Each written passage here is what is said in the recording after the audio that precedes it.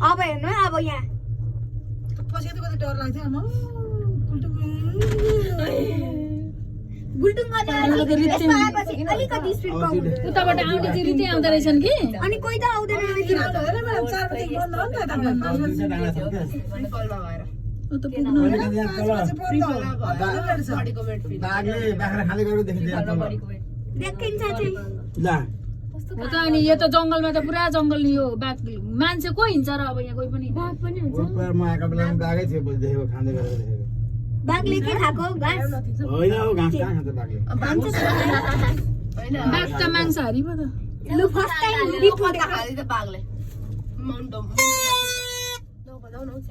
दुईटा डाँडा रहेछ नबजा न बाबा नबजा अब यो अरू त खाइन्छ